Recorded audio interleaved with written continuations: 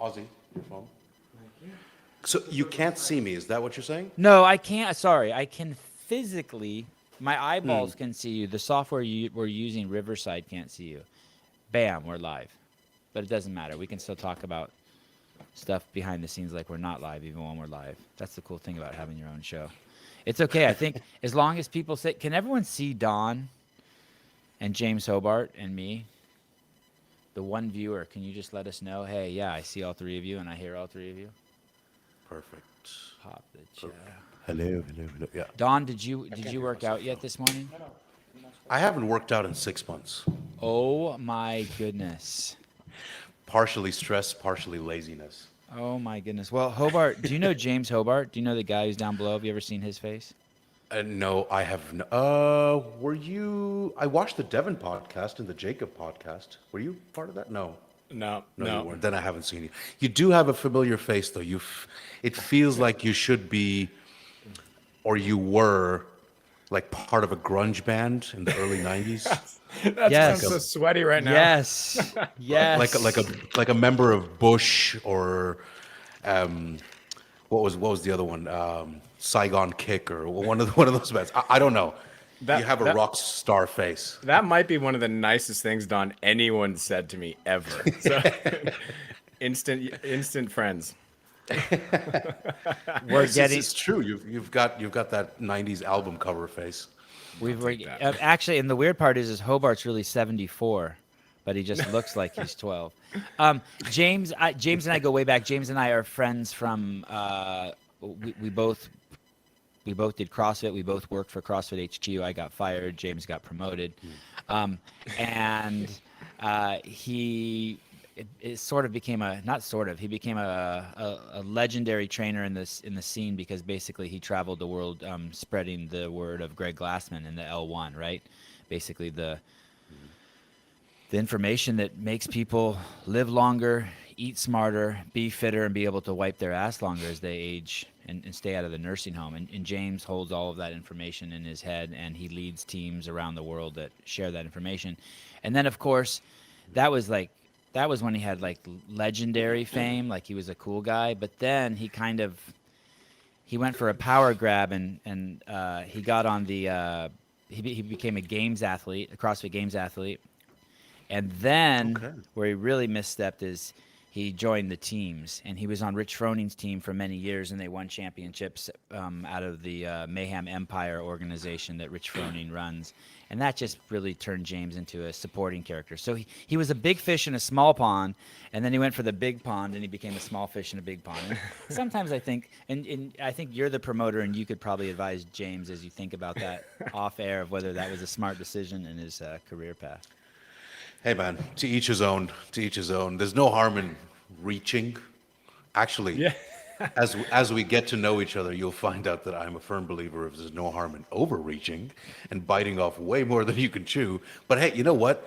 He wouldn't know this if he hadn't tried. It's true. And we never know until we try. So, is he in a better position? That's really up to him. So. I'd like to think so. Don, I text James last night at like 10 o'clock. I said, hey, I'm doing this podcast in the morning. Do you want to jump on with me?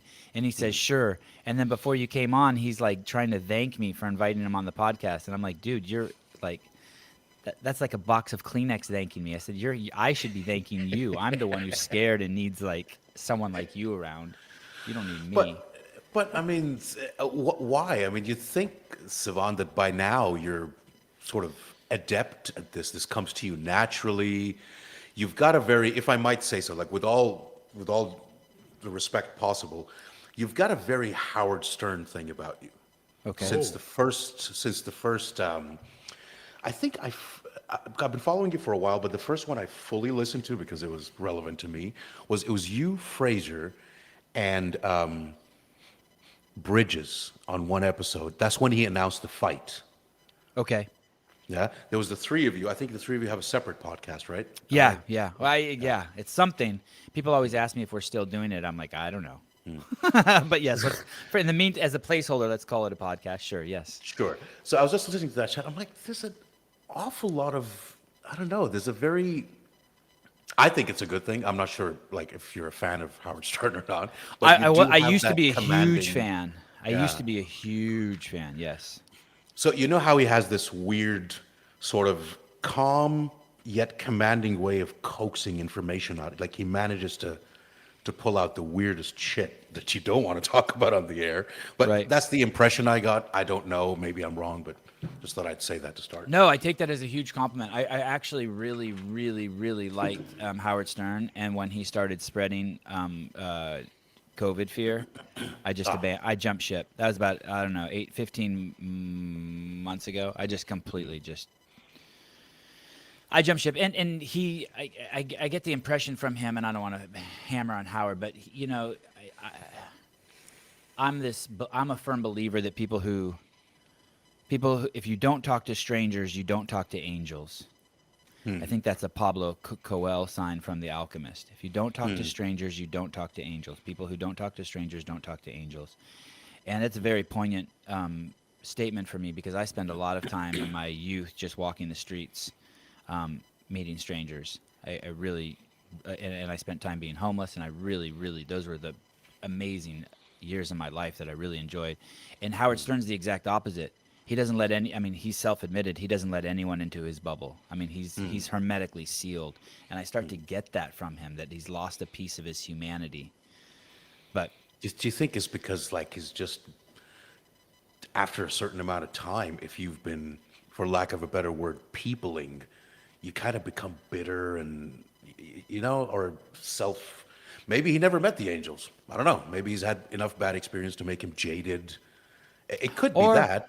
Or like yesterday, there was a fighter I was supposed to have on the show, a guy named Reggie Northrup, and he when we did the podcast, we started the podcast. He was in his car and he was driving, and this is a live show, and 10 minutes into the show, his line dropped and he cut out, and then I had to talk for 5 minutes, even though I just wanted to hang up and run away. I was so fucking scared, and then he comes back on and he tells me, "Oh, let's keep doing the show." And I basically say, "No, let's reschedule." And I'm panicking, like, and I end the show, and I think it was a good experience for me. I enjoyed the discomfort.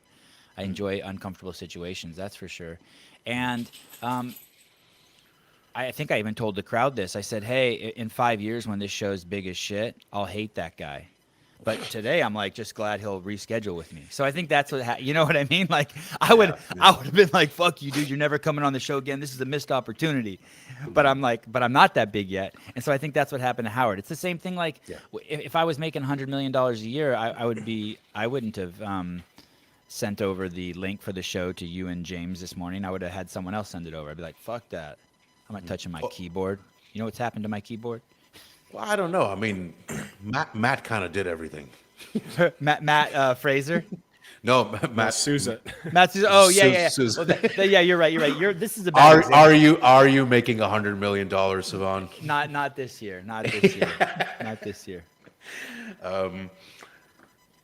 So people who are listening, who is Don Idrees? Idrees. So Idrees. Idrees. My last name is. So my father was Egyptian, and my mother's from former Yugoslavia. A very odd sort of mix. I grew up in. I know it's an unprompted question, but maybe this will just help you understand. Yeah, help me. The look, the accent. I grew up so I was born in Cairo, and I grew up in Nigeria, England, Pakistan, India, Iran for a couple of years, and then Belgium for a very long time. And now I live in Dubai, but my nationality is Belgian. And you sound American as shit. God, you sound like you just fell out of a TV set. You have an amazing voice. I'm sure you've heard that many times. Thank you. Yes, it's all I got. It's all I got, Sevan. It's all I got. Hobart got a face and you got a voice. That shit happens. It's hopping from country to country. You get put in international school of wherever you are, and it's usually an American educational system, American teachers. So it's kind of a quasi-American. In foreign countries, the children of diplomats or expats, they get called, you've got the American brat accent. So you're not really American, but because you study in an American school and you're surrounded by that accent, you develop this sort of So that's where Don, the accent comes from. say your last name one more time for me. Idrees. Idrees, like Idris Elba. That's the easiest way to remember it. Idrees. Idrees. I don't even know what that means. Idrees Elba. Do you know what that means? Yeah, he's an Idri- actor. Idris Elba is the Oh, big, from yeah the from black The Wire. guy from The Wire. Yeah. Yeah. Yeah. Yeah. He's great. Damn, Yeah, I can't believe I it's- didn't pick that up. I thought Idris Elba was like an injury, like some sort of sports injury. And you were saying- Idris Elba. Idris Elba. That's what I thought. I'm like, oh, I'm sure. great. I'm sure he's got that a lot. Now I know why Hobart's on here to give some. I think anatomy I've had that before. Yeah. Oh, sorry. So When you have a no show, you know that. Do you know that joke about the guy who's supposed to go out with two girls and there's a no show? no. No. Maybe I'll tell it later on in the middle of the show. It's a Viagra joke and an injured elbow joke. Okay. Um, So go yeah. ahead. No, go for it. So that's a brief, in like a Cliff Notes, a brief summary of a very long and colorful past. And how old are you? You're not very old, right? I think you're younger than I am. Well, I'm 45 in a couple of days. Oh, happy birthday! That's cool. Oh, thank you very much. Thank Yeah, you. you are younger than me, and you're buff as shit too, man. It's Not all anymore? an illusion. It's all an illusion. Okay. Good No, good it's- lighting. It's good lighting, excellent skin tone. Yeah, we know how to work it. No, I need to get my ass back into the gym. It's like it got to a point where I was feeling healthy and all that, but then between the stress and between the laziness and between the like, whatever, you get lazy. Especially since it was being done mostly for therapy. Because if I didn't work out, I'd probably choke somebody out. Yep. And yeah, just like you're like, oh fuck, I just can't. You think a week-long break for recovery is a good idea, but as you get older, you don't want to risk it because a week can just you fall off the wagon and then suddenly like. And it's shit been will 3 months. shit will seize up. People don't realize it. It's like a car. If you don't drive, you live in your driveway for 6 winters, all of a sudden, like the tires don't turn. Like that shit will happen to you if Absolutely. you're old too. I know it's hard Absolutely. to imagine when you're 35 or 25, but it sounds like one of you is operating a printer in the background that I used to have in the 8th grade which would be 1984. You know, like one of those ones. Does anyone online hear Yeah, that? I hear that. Oh. Let me see. I don't And maybe it's just because he's in Dubai and the king records everything, and that's just their way of It could be it. It could recording be us. Or it could be because we're in the United States and our king records everything. So Dawn popped on my radar because the other day, old and dear friend of mine, Devin Lorette, made this wild proclamation that he was going to fight that giant dude from Game of Thrones. And that guy is extremely popular in the world, but also extremely popular in the CrossFit community because I believe he's Icelandic, and every once in a while he'll pop up on some of our favorite CrossFitters' feeds doing, working out with them. And so I called Devin, and lo and behold, it sounds like it's true. There's pictures all over the internet saying it's true. I still am in a little bit of denial. And then while I was while I was doing the podcast, oh my goodness, did you see that, Hobart? I did see it. What? What? What was wrong? I'm What Superman, and that's my kryptonite. I'm Superman, and that's my kryptonite. What? Coke Zero? Sorry, I was not aware. I thought I'm like, hold on, am I getting yelled at for some kind of product Oh placement? my god! It's like I'm a vampire, and you just put you held up the spike and the cross. You what's go on? Explain. You can't just walk past I that. believe that. I'll give you an example. 55% of all the calories consumed in Mexico are from soda pop. I believe soda pop is, when people say that, oh my God, this is a pandemic year, this is a COVID year, I think it's a lie and a misnomer, and it's propaganda, because basically what we're not dealing with is COVID, is we're dealing with COVID response. COVID didn't shut down our airports. We've made the decision to shut down our airports. There's a huge and important distinction there. And just like people say that people are dying from COVID, I don't believe anyone's dying from COVID. I believe people are dying from being so morbidly obese that now they're walking a tight wire and the wind blew and it blew them off, right? They chose the wrong day to summit Mount Everest, and they blew off the top and they died. And they want to, everyone, it's so sad actually, because it's so unnecessary. And I believe that one of the big problems in that world is Coca-Cola. For example, Coke is on the Pfizer board. We all know, everyone who can read, that the cure for COVID's been around since day one. It's ivermectin. There's 52 clinical studies. I mean, blah, blah, blah. I mean, everyone's known. Why isn't that known? Well, the powers that be don't want it. I'm not suggesting it's malicious or it's conspiracy or it's like, I'm not suggesting any of that. I'm just saying, like, the same reason why we probably don't know what the best of a lot of things are, right? But so it just really disappoints me. And I'm being obviously dramatic. Drink what you want. I believe in total freedom of speech, freedom of activity. I think it's great that Coca-Cola is a company that offers drinks and blah blah blah. But it's just so sad that the truth can't be told. It can, but nobody listens. Right. Yeah. There's a difference. I mean, there is today more than ever. There's so many different mediums of communicating with, like, literally somebody across the globe.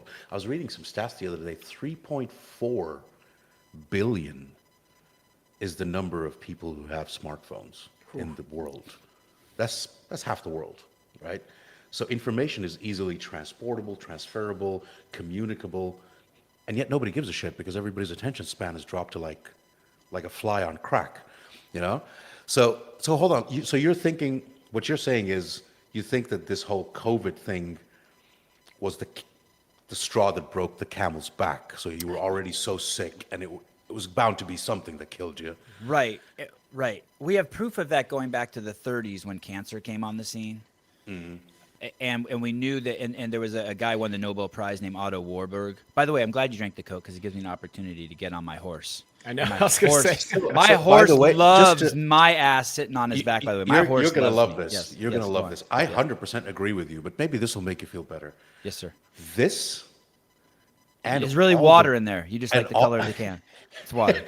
This and all the vaccines in the world put together is probably the least poisonous shit that I've put into my body over the last 44 years. Right. So this is a healthy step up, right? Good.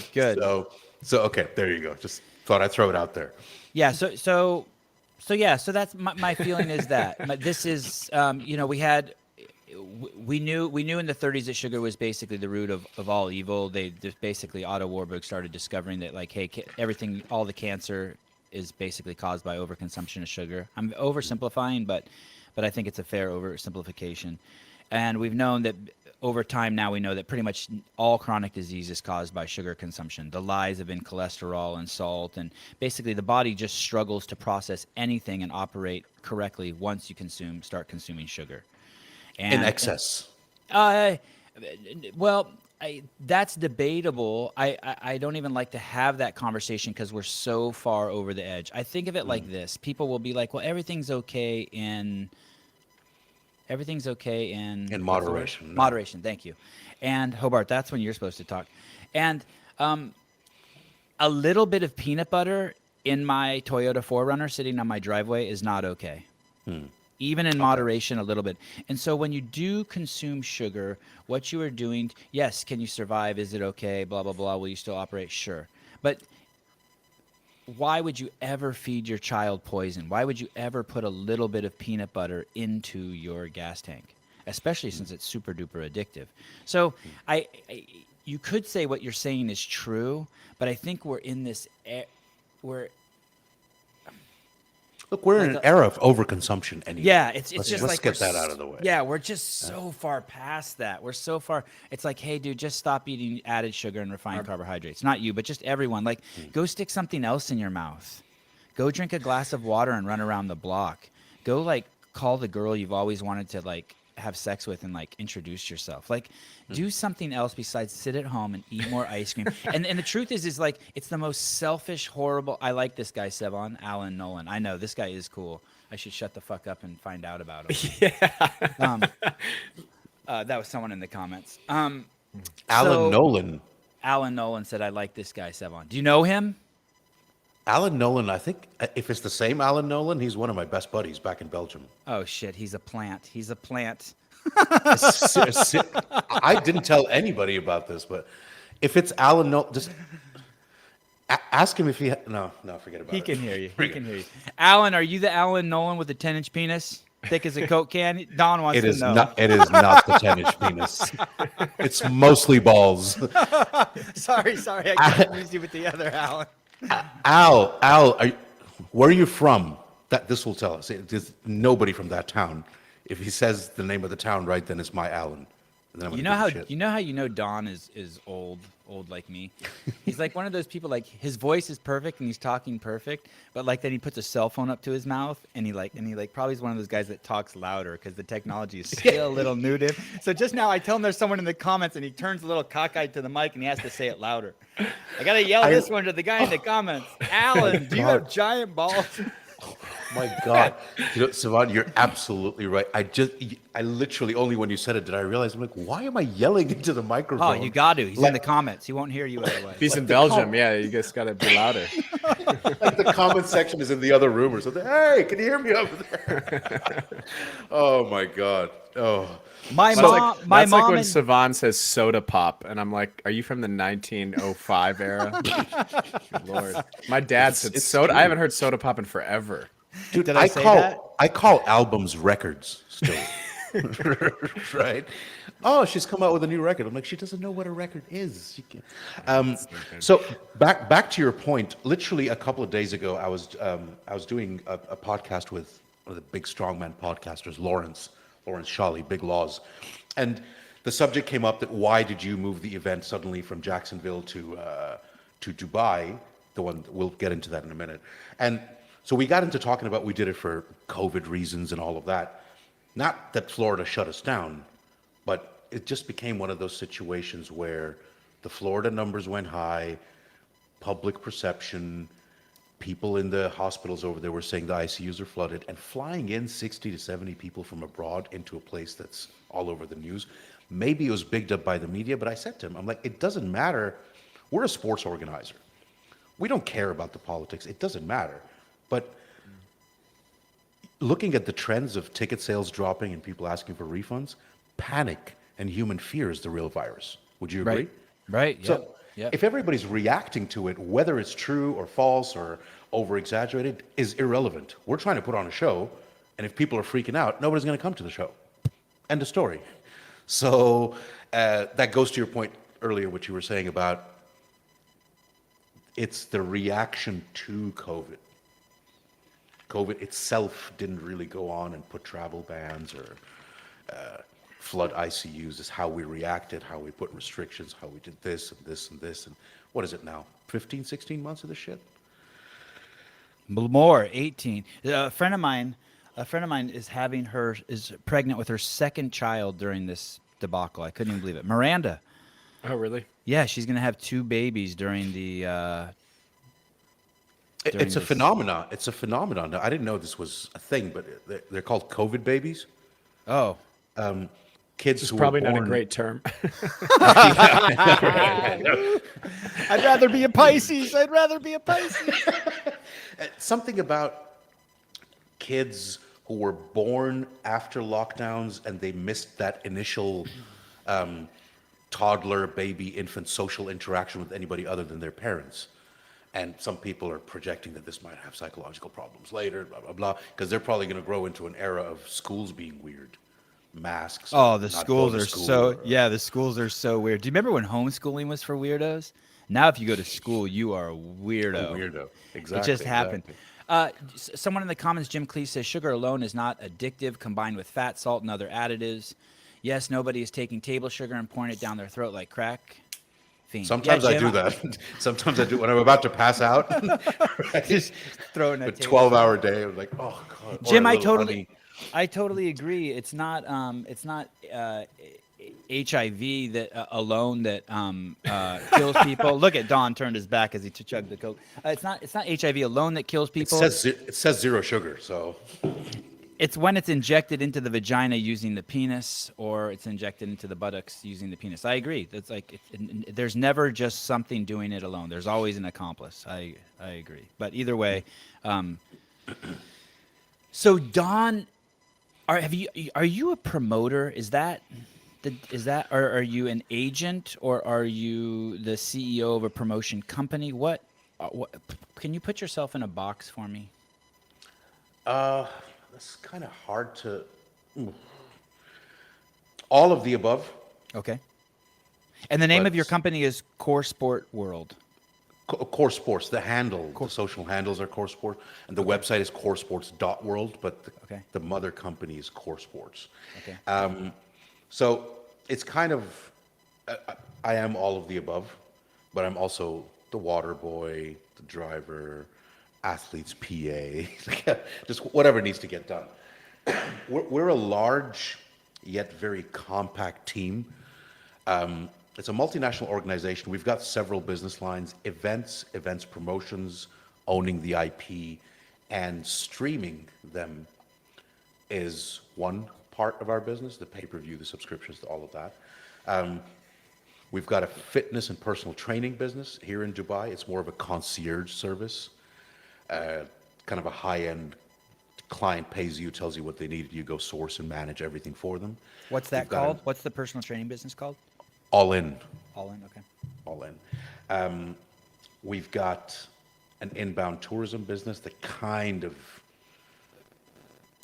since last year, it's been a bit challenging. We own a couple of gyms. There's like other stuff like real estate and all that, but we're not going to get into that. But we also work a lot with the Dubai government regulating the personal trainers, their certifications, just managing the whole thing, because it is a bit of a wild Middle East here when it comes to like training and coaching and people spending money on unregulated trainers and getting injured, and because it's a status thing, so it can go very wrong very quickly. Is there licensure around trainers in Dubai? Yeah. Yeah. Okay. Yeah. I mean, you can still get away with it, which is what the government is trying to change, because everybody and his dog was claiming to be a trainer, and it just basically depends on how good you are at selling yourself. Right. Right. And last but not least, so all these verticals kind of feed into each other. So our inbound tourism, the hospitality part, that takes care of all the visiting athletes, and therein we have the relationships with the hotels and the flights and all that. The events, we do event production for other parties, but usually we own our own IPs. Okay. World's Ultimate Strongman is growing to be one of the biggest strongman events in the world. Excuse me. We have a amateur MMA promotion, Rain MMA. We've got an amateur boxing promotion. We did arm wrestling. We just started arm wrestling, and Devin was in our pilot event, King of the Table. We do Core Sports Fight Nights. We have agreements with certain e-gaming companies or brands that we're going to launch very soon. We're in collaboration with the Arnolds to do their Middle Eastern show. Like there's a bunch of things. And then we own our own filming and production company. So we film our own events, we stream our own events, we manage our own events. So it's all kind of feeds into the same pot, if you will, if that makes sense. Yeah, totally. I get it. And this is all. What was the original idea? What was the seed? What did Don Idrees? Idrees. What did Don Idrees? One person told me, like at show number 3, that I really like it how you say people's names, like, and keep giving them attention. So it's like something. I think it's the only feedback I've ever taken. So I like it. What did Don Idrees start with? Like, what was his first now that this thing has all these branches? What was the original idea that these other things grew out of? And how long ago was that? You're looking at the whole health and fitness concierge thing. That was the original plan, and that started sort of January 2017. I was managing this personal training studio, and I left that job, and a bunch of clients left with me, and we were always thinking about how you can, because we live here in a country of convenience, right? Dubai has an app called Cafu. You're going to get a kick out of this. My American friends don't believe this. It's an app where you can order a fuel tanker to come fill up your car at home. I love it. Okay. I Same don't think price they'll as a do that gas in station. California. Same price as a gas station with a $5 delivery charge. That's it. Then they upgraded, then you can order a guy to come wash your car at home. It's all in the same app, right? So if there's any place where we could start something like this, where a client, you consult with them, they tell you what they need, you've got connections to the doctors, to the physiotherapists, and you have somebody scheduling everything for them and bringing them to them. So their work route, their traffic, their weight, their address, their schedule. They pay us for that service, and then we go and source everything, manage it, schedule it, and bring it to them. I started with 5 clients, and within 7 months, we were up to like 87. And by the end Wow. of the year, we were close to 200. So that was So great. you're like this crazy executive assistant to these people. Essentially is what it is. You kind of have your own health and fitness PA. You, as a client, How about you have one haircuts? point How about of contact. haircuts? Would you even get them? Well, you know what? We've done that. We've done that for some of our athletes. Like Don, when I they're need a here for- haircut. I need a haircut. I got a meeting in 3 hours, and then you like. It's usually a it lot that different than that. We got like, Okay. hey, can you send a guy to trim my beard to the hotel room? Yeah. Okay. Yeah. So it's like you're super yeah. concierge. It's something like that, yeah. Okay. Focused mostly on the health and fitness, but once you have that client comfort, they start asking you for the weirdest shit. And you know what? If you know a guy who knows a guy, you'll get it done for them. Why not? Right. You know? So then, end of 2017, one of the one of the people we were doing some work with, coaching wise, he had started doing this strongman show locally, and I looked at it. I'm like, you know what? I want to get into events because I love anything with like the smoke and the lights and the panache and all of that. So we dumped a load of money into that. Did it for the first time in that region to that extent. And at the same time, one of our other coaches had a pole dancing competition.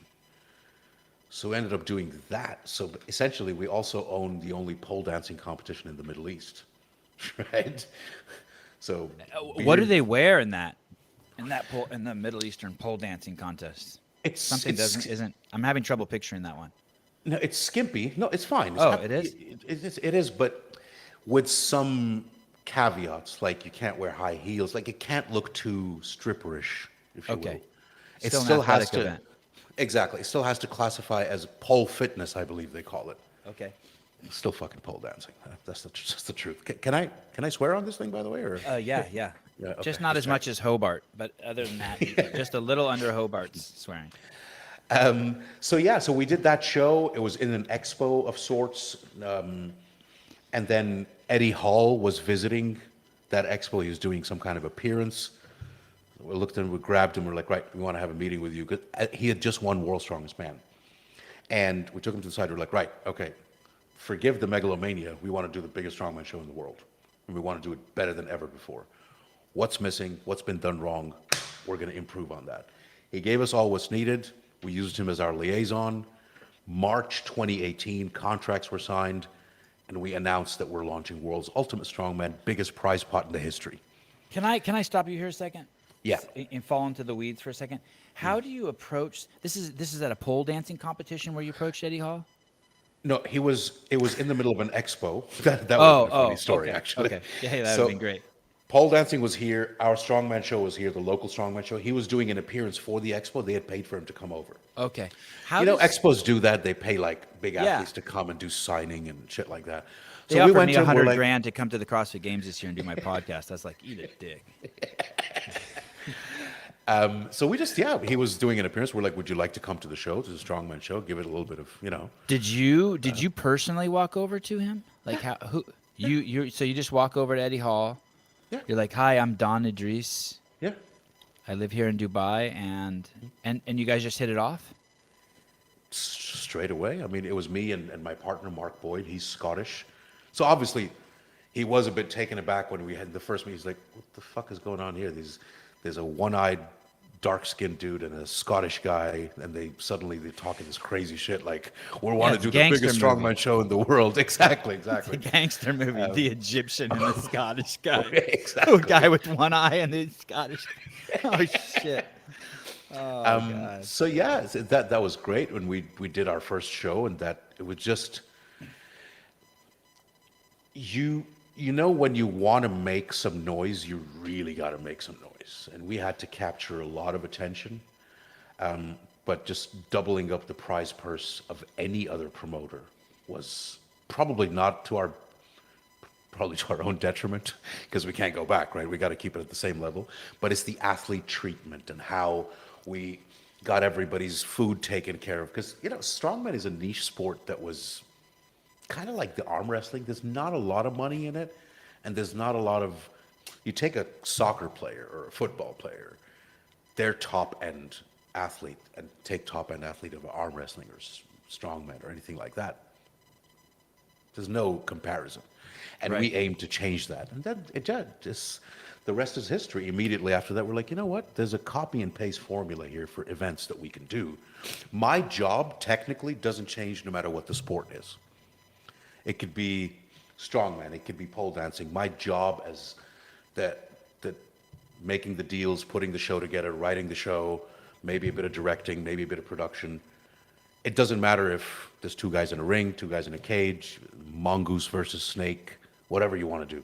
My job stays exactly so. Most of the time, I don't even know what the fuck's going on in the competition arena. If that makes sense? Yeah.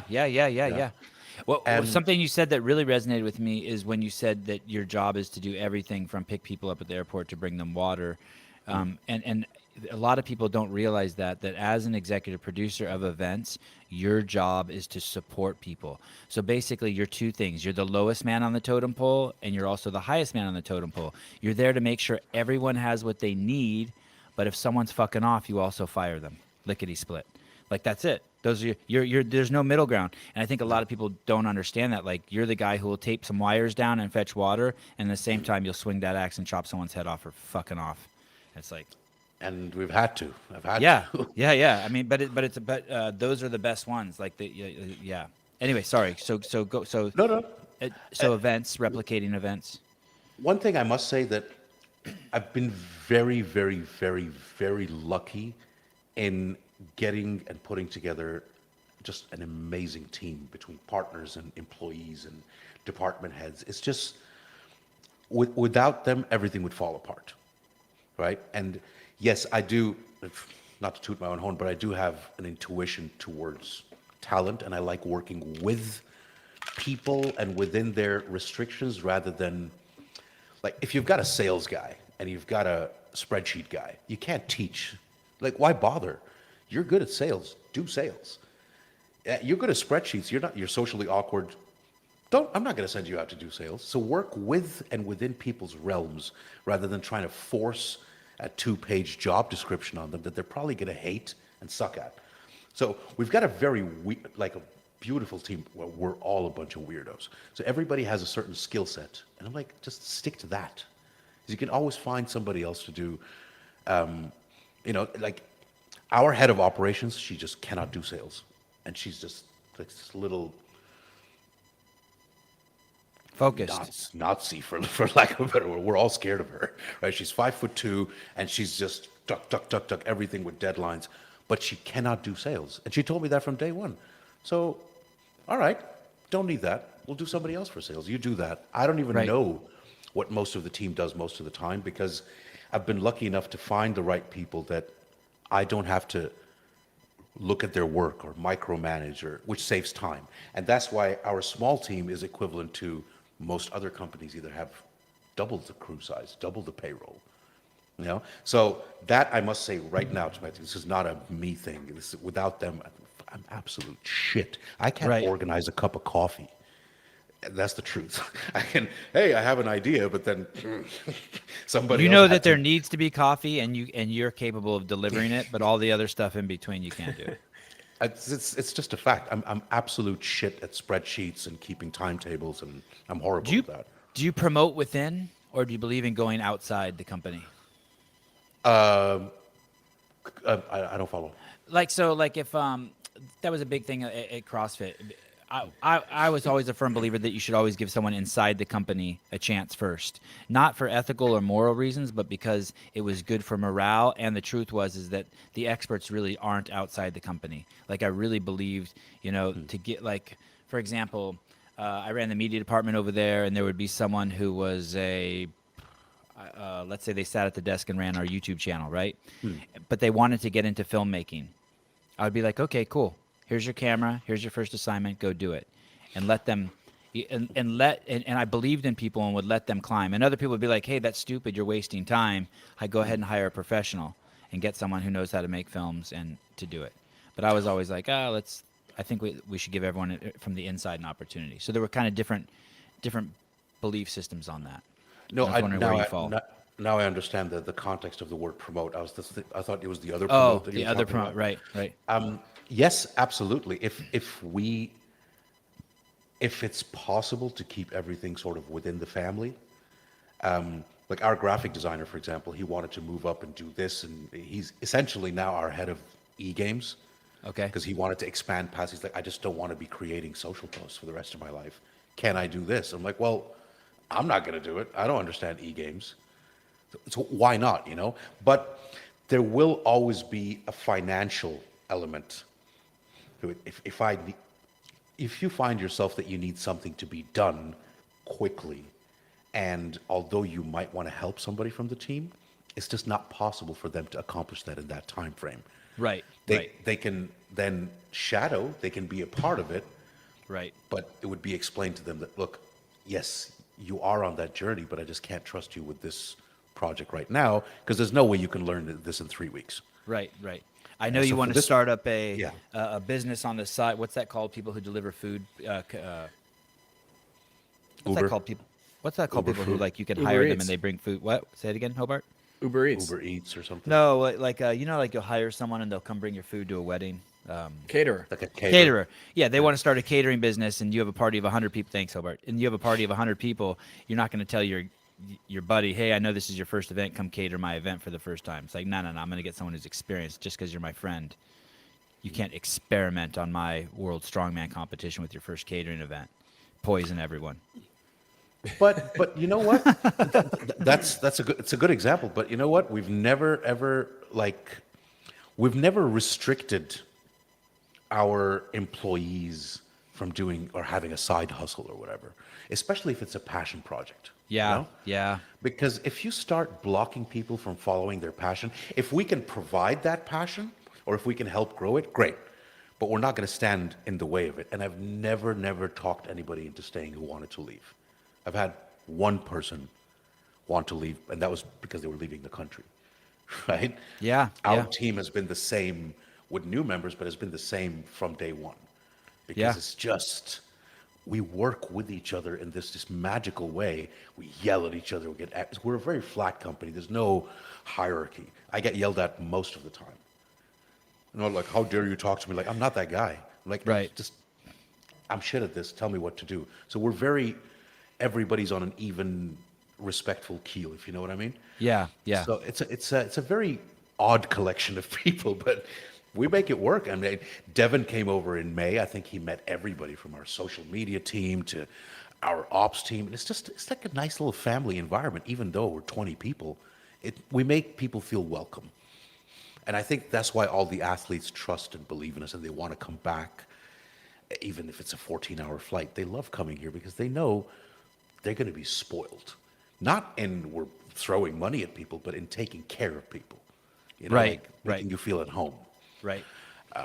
How what was the first fight you put on, and how did this one? I'd love to hear just the gritty details of how you take the world's strongest guy. How you came up with the Eddie Hall Thor fight? Like, whose idea was that? How did that? I'd love to hear the gritty details of that.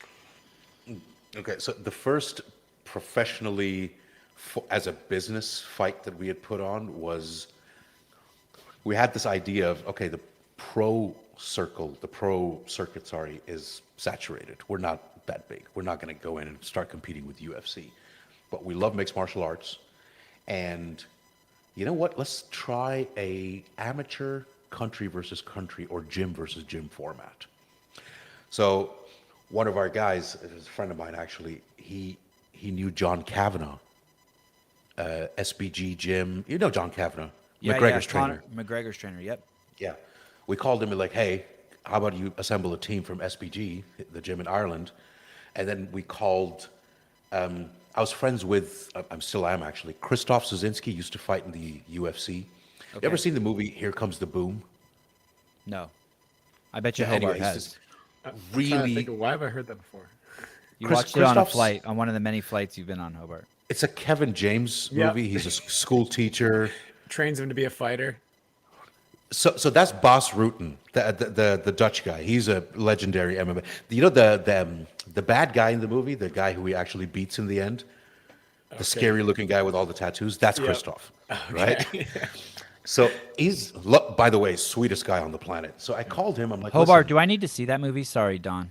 it's great. It's great. You'll love it. I I think think you'll you, love it. yeah, I think you like it. Okay, I'll write it down. Here comes the boom. Okay, sorry, Don. It's just a feel good little, silly movie. So I said, Christoph, we need some Polish fighters. We have this idea. What do you think? Racist. You're an MMA guy. Because he's Polish. He calls Martin Lewandowski. Martin Lewandowski runs, it's probably ranked the third best MMA promotion in the world, KSW. Okay. Right? So they send a team over. They send the Polish national team over. And we had this great show where a team versus team, that was the first mixed martial arts thing we did. Before you know it, 6 months later, we did the same thing, but with boxing.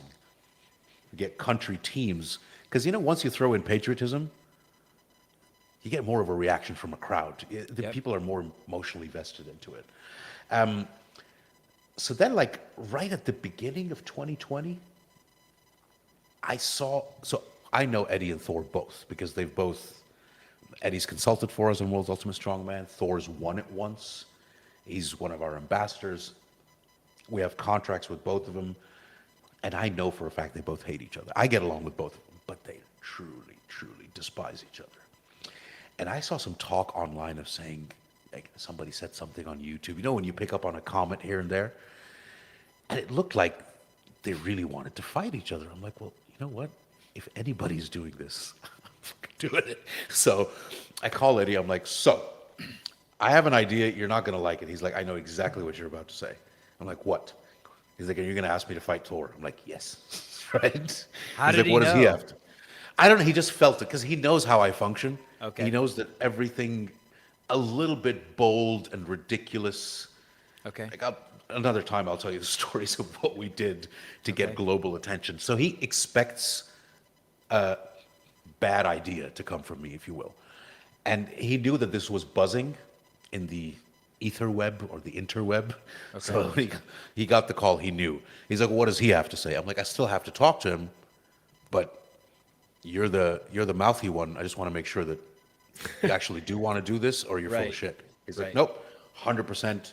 Here's what I would do. Here's what I Really? would do. I'm He like, didn't "Right." even flinch? You just asked him and he's like, yeah, bring him to my house. I'll whoop his ass. Like, He'd been thinking about it. Oh, wow. Because he's angry at Thor. Like he's got a bone to pick for a long Yeah. time.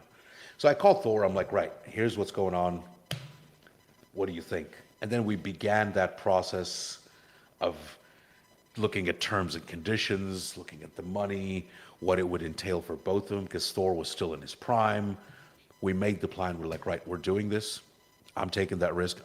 I believe in both of you, and I believe this thing is going to pay off. Then COVID hits, and then that whole deadlift bonanza happens, right? Because we were supposed to do a show in Bahrain, and Thor was supposed to break Eddie's record at that show, but that show got canceled. So we quickly thought on our feet, and we did this online streaming from wherever you have access to. We got 18 episodes on ESPN out of it, by the way, because we were the only live 18? sport. We were that's the the one only that live had like sport 100 on million Earth. views or something like that? Something crazy? Yeah. We insane. got, hold on, let me tell you. May 2nd, Thor broke the Eddie's deadlift world record by 1 kilogram, 2.5 pounds, in Iceland with a referee and whatever he had access to during lockdown. And ESPN said we were the only live sport on planet Earth. At the end of which he announced, called out Eddie for the fight, because ESPN gave us the biggest microphone in the world. Sevan, that thing, that 24 hours did 1.7 billion PR hits. Wow. I don't know what PR hits are, but I like it. Like online press impressions, how many people reported on it? CNN, New York Post, and you put all their circulation together. It's a media thing. I'm just talking. have I no like idea it. what I I'm like saying. It sounded really cool. I was like, Hobart- oh my Hobart God, shoved it's up, yeah. amazing. I mean, regardless, it's here's I don't know insane. what it is, but here's the crazy part: 1.7 billion of anything just slipped. So there's only 7 billion people on the planet. So that's almost one for every person on the planet got their own little media click or post for it. So that's It's just fucking impressive. madness. You're right. Of course, there was nothing else going on. And people were just glad to see something online in the news that was not COVID, right? So Right. there was that factor, but still, it just went viral. It went bananas. There was shit talk. The strength and fitness industry, YouTubers were picking up on it, and they were using it as clickbait. There's a couple of YouTube channels who actually admitted that the Eddie and Thor saga before the deadlift got them like 10 million views on their YouTube channel. Yeah, awesome. That's a lot of money. I mean, you can see Devin Lorette's YouTube channels exploding right now. He's got like over 1 million views in a week since he announced. Exploding. Yeah. I'm And he trying to does not look nothing. at it, and it's everywhere. I'm just Oh like, my God, Devin's God. killing it. I love Devin. He doesn't have a camera or a studio. He just Right. talks to his phone basically, Yes, yes. or makes memes, or everything that man touches turns into a meme. Have you noticed that? Yes, it's so good. He's so great.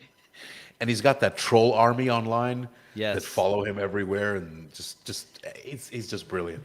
So that's how the idea came about, and then the long process of actually training to be a boxer. If they had gotten into a fight right there and then, I don't know, that would have been a shit show, because one was 450 pounds, one was 420 pounds. What do you mean, That's- right then and there? Where are you Like when talking about? when they announced last year. Right. After right, the deadlift. Okay. They were But strong. Eddie wasn't in the room when Thor did it, right? No, he was. Well, I'm sure he was watching. He was. Right. This was during COVID, so one was Right. in England, one was in Iceland, but the world Rogue carried the stream. There was like 600,000 people watching it live. Yeah, it was just insane. ridiculous. Announcing the fight at the end of that was a big controversial. Let's say it was Eddie and Thor fans obviously reacted the way they wanted to, like because they all hate each other. But then some of the strongman community are like, oh, you're ruining strongman. You're taking an athlete away from his prime. He's now going to train to be a boxer. What is this shit? Blah, blah, blah, blah, blah. But everybody's talking about it. Haters are the first ones who usually pay, by the way. Right. Good. Um, yes, I like it. And then, just at that time, we were like, oh, it's 18 months away. It went by quick. Suddenly, in April, I find myself in Vegas doing site visits, looking at the hotels. And from the end of April till now, it's just been, it's like event musical chairs with all the changes and all the challenges. And fuck me, man. Have you always lived in Dubai since your youth, since all of that traveling? Are you like 2015. I moved to Dubai in 2015. And where did you live before then? Belgium. And so you've never lived in the United States? Never. You know you sound American as shit. You know that, right? I know. I know that's I've been so told. weird. It's I've so been bizarre told. that you've never lived here. I mean, you sound like an ESPN sportscaster. It's nuts. Well, he said straight away though. He said earlier on, he said straight away, and I was like, that's how I know he hasn't grown up in the States or lived in the States. Because What would you say? Everyone in the States says right away. Right. Like I'll get that right, and I think straight away makes more sense. When I heard you say it, I was like, oh, it's really interesting. Oh, astute, Hobart. This is a foreigner masquerading as an Yeah. American. Yeah. He's an alien. Yeah. And so when you do an event like you have all of these other businesses simultaneously rolling, and then this is obviously the loudest one. Does the rest of your business suffer because this thing is getting a disproportional amount of attention? No, because they all get to a point where they're a well-oiled machine, or most of the processes are automated, and there's someone in charge of them. Okay. So the events and promotions team, that our workload over the year is a couple of weeks of rest, and then just madness for a couple of months, and then a couple of weeks of rest, and then madness. So they're kind of used to that. That's a completely separate team. All the rest of the businesses I mentioned, they have sort of a head of department, if you will. And there comes a time in the economy or the business or whatever it is that one is not doing as well as the other. So, like, March last year, when all this COVID shit happened, all of our businesses got shut down. Like, as in shut down, like our revenue went to zero. Right. No filming, no events, gyms closed down, no flying, right? This is literally all the verticals I've mentioned to you. We one day we found that there's no income coming in because everything got shut down. I had So- a day like that once. Recently, in the last year and a half. What was this the one? The When What- CrossFit fired me. When We they got called me. canned. I was at the skate park with my kid, and at my job of 15 years, they called me and told me my position's no longer. What? How do they say it? Your position is no longer Viable. Yes, definitely not viable. Your position is no longer needed. Hey, tell me about that. Like, I've been talking for quite some time. No, I'm no, quite no, interested to no, know no. what happened. Like, or I you don't like want that to talk Don. about I it. like that Don interviews you. Like he's No, done no, this we, two we or haven't three even times. talked about your eye No, yet, I- Don. What are you talking about? There's no time to talk about me getting fired. I love it. In a nutshell, basically, the owner of CrossFit got canceled. He got accused of being a sexist and a racist, which Right. by So it's far during he's that not. time. 99% of every single person I know is much more sexist and racist than this guy. This is a guy who, at a very young age, was diagnosed with polio, which was basically the AIDS of its time, but worse because people thought if they touched you, they could get it. He was treated like shit his whole life. He's, in his youth because of that. He was made fun of. He had a limp. He survived. He had a very tough upbringing. He had a dad who was a rocket scientist, the head of Hughes Aircraft, their chief scientist there. So he's an incredibly smart guy, and the guy's name is Greg Glassman. And he grew up basically with an enormous chip on his shoulder. Just imagine a Right. guy who was just, he was tired of hearing like, oh, that's pretty good for the boy who has polio. And basically, at the age of 46 or 5 or something, near being homeless, didn't have 2 pennies to rub together. His CrossFit thing caught on because of the internet. He didn't even want to launch it. And the thing exploded, and he gave it away free for fucking 15 years. There's never been a more noble, powerful entity in my entire life on this planet than CrossFit Inc. that Greg Glassman started, regardless of what you think about him. He developed the human operating system. He wrote down the human operating system that best allows human beings to express their DNA. Diet, movement, sleep, everything. He fucking did it. It's crazy. It's never been done before. He defined fitness for the first time, a scientific definition. He believes in reality. He believes in truth. And he just got behind it. And when everyone was telling him, you're a fucking idiot for giving this away free, he said, no, my goal is just to keep giving this shit away free. And it basically turned into a giant experiment, and it exploded. Well, some fucking idiots, this group of woke idiots basically jumped on this when the George Floyd thing happened and the COVID thing happened. He said, saying, hey, you fucking idiots are handling this thing all wrong. This is not the way remember racism that, works, yeah. and this is not the way sickness spreads. And he called it out for the truth. And people, really what he was doing is standing up for the black community. But people, the idiots, they killed their Jesus. There's no one who loves a homosexual, a black man, or a disabled kid, or anyone more than Greg Glassman. And let me tell you something. There's a lot of, I work closely with Greg for 15 years. There's a lot of beefs I have with the guy. I'm not defending him by any means. I'm just telling you, you got it all wrong. They killed their fucking Jesus. They're morons. And they attacked this poor guy. And he was rich as shit, and he was easy to attack, and he had a ton of power, and they attacked him. And he got now he's even richer because he sold the company and abandoned. He left his church, but he was this guy would talk to homeless people. He went out of his way to help a gay dude or a black dude to the point of it was uncomfortable.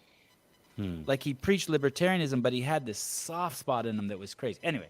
So this new regime comes in, and they can't have someone like me on the team. I'm not. I was ruined by Greg. Just tell the truth. Don't sell.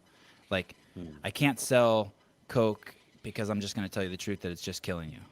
And so when you have someone like that, and you have a business that's a corporation that has fiduciary duties, which I completely understand. It's not a knock at them, but they have fiduciary duties to make money, and they can't have someone like me around. And there was a few misleading, lying articles published in the New York Times about me and things like that, and it You know.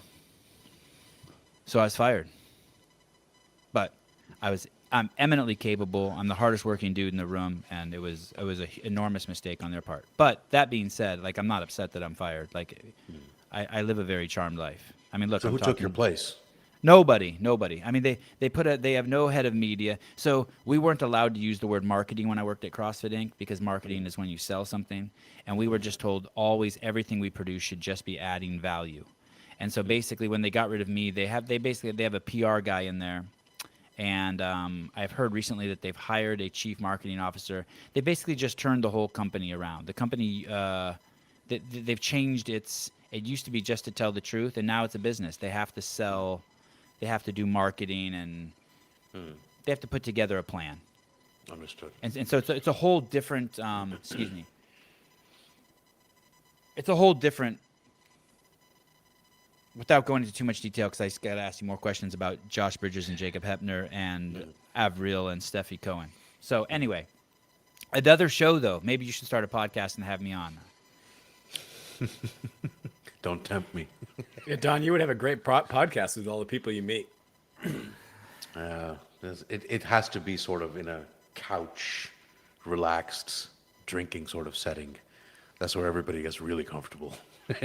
and tells you the real stories when they're not, oh, it's a camera here. Hobart, who would you? Hidden camera podcast. That would be great. Hobart, who would you fight if you were on the card? Anyone. I'd fight anyone. You would fight like SpongeBob. I could see you fighting SpongeBob.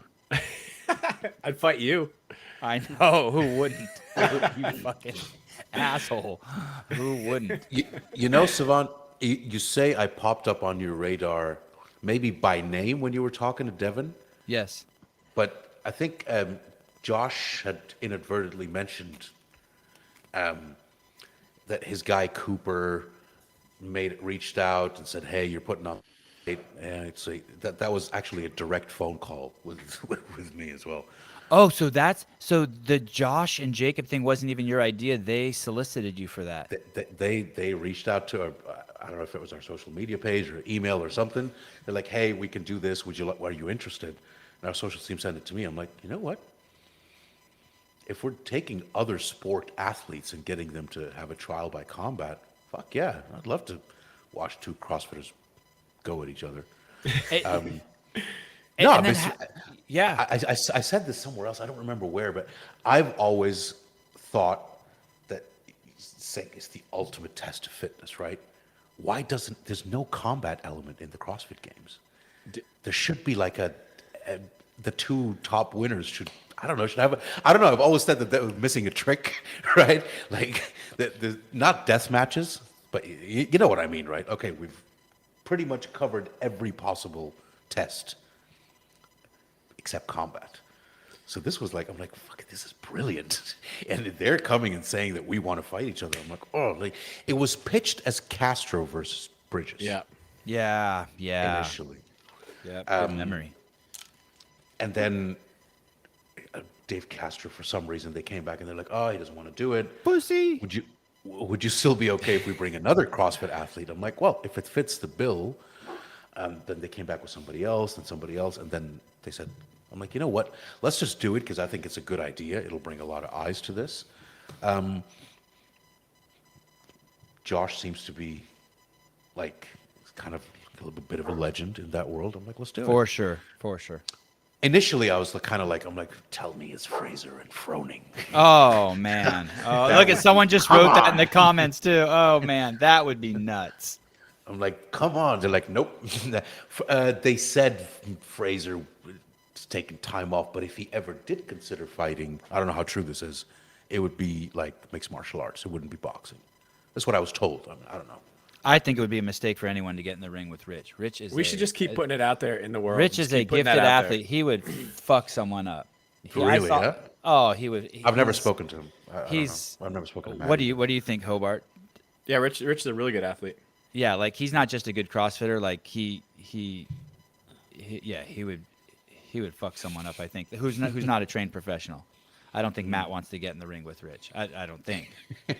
Don, do you have a fighting background? Stupid. Like, not professionally. Just part-time, casually. Covered in scars and all that. They didn't come from nowhere, but no, never professionally. No. I mean, up until the age of maybe 17, I used to do like martial arts, like Taekwondo and Kyokushin and stuff like that, but that never actually fought in a ring. So, just Hobart, do you know what Kukushan is? I heard that and I was like, I'm just gonna glaze over that one for a second. I do yeah, no, Taekwondo and Kukushan. What is Kukushan? It's one of these, like, there's so many of them. We don't actually realize how many martial art disciplines are out there. I believe this one is Korean. This is when I was growing up in Pakistan. There was 2 or 3 coaches, and there was only Taekwondo, Kung Fu, Kukushan, and something else. But is striking Those based? were the options. Yeah, very, like, it was quite even between the arms and the legs. Taekwondo is like mostly just legs, right? Kyokushin was more kind of street fighting, if you will. Sevan, Like, palm I'll to the fight you jaw in a and stuff like Kukushan that. fight. Fuck, you will. Hey, I had something I'm not horrible. sure. You know what? Honestly, just before any criticism comes in through the comments, I'm not 100% sure that's how you pronounce it. Okay. But that's how I was taught to Oh, pronounce it by a I'm pretty sure it non-Korean. is. I looked it up. It's Kukushan. I'll take haters. I can take it. Do you ride an assault bike? This is way off subject, but do you ride an assault Me? bike, Don? Yeah, or an Me? echo bike? Yeah. Do you ride one of those bikes? I have done so. I hate it, Uh-huh. just like everybody else. And when I'm in the groove, I love it too, just like everybody else. Did you? It's humbling. Yeah. Have you ever been into bike riding? Like, did you ever like have a bike Yes. and you rode it every day for like a year, like, and you started riding like Yes. 100 miles a day? Yeah. Well, so go ahead. No. Cycling, like sprinting, and till the age of about 15, I was like in the top 3 in my school, just for school okay. sports day. It's Well- just 2-kilometer sprints on those thin wheel like racing bikes. Yeah. That's it. Yeah. The story I'm going to tell, I think you need a hair on your ass for it to make sense. So maybe you didn't have this experience at 15, but the other day about 2 weeks ago, I rode the assault bike for 40 minutes, and I got 400 calories. I was pretty impressed with myself. Wait, And- 40 minutes? Yeah. And whenever I normally don't ride it for more than like 10, 15, 20 minutes. And I fucking 2 weeks ago got this. And after doing that, and I used to get this when I would ride my bike for a long time after not riding my bike for a Oh. while. I got these 2 crazy pimples on my ass, or ingrown hairs. That's and just, disgusting. And oh, dude, it's worse than disgusting. I can't stay still as I Did talk you to shower guys. after you got off the bike? No, I haven't showered since. Of course I showered. I'm just telling you. I knew just it. That's what it is. If your ass has to get conditioned for long bike rides, and you can't just like. Yeah. But you anyway. have that, like when you ride a bike for a long time, the inside, like the bony part of your cheeks, that Yeah. ends up feeling like bruised. Yeah. I've had that because of the thin race bike seat. Yeah. But that's why cycling shorts have like some kind of padding on. I don't think it helps at all, but it has some kind of a padding. Maybe I I'm- need cycling shorts for my assault bike. You should just wear a diaper, Sevan. I mean, you are what? one Would of you say those, you're 47 now? 49. Do you know those? These, I dread that, by the way. I fucking cushions. dread that idea of wearing a diaper. Sorry, go ahead, Don. Don't do it. about your sitting. Do you know Yeah. those the hemorrhoid cushions, the ass cushions? I don't know those. It's a circular thing I that do. you know what he knows what I'm I know what you talking mean. about. It's like a donut you put on your bike seat to protect your ass. No, you put it on any seat. When Oh, you're sitting, you're like, oh.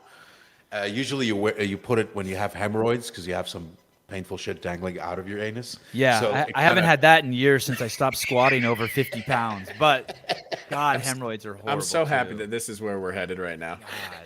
It's finally. I'm not sure how many people are watching this. They'll probably be like, "What the fuck?" Hey, is happening Avril here?" is the only athlete in your event who doesn't have hemorrhoids. I'm willing to bet any of you $1,000 that Thor, Devin Lorette, Jacob Hepner, Josh Bridges, and Steffi Cohen all have hemorrhoids. I'm willing to bet $1,000 on that. or have had at some point. They got him right now. Fuck it, I'm going all in.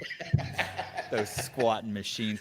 Devin's the only guy who's popped the hemorrhoid while holding another man's hand. The other 5 have just squatted them out.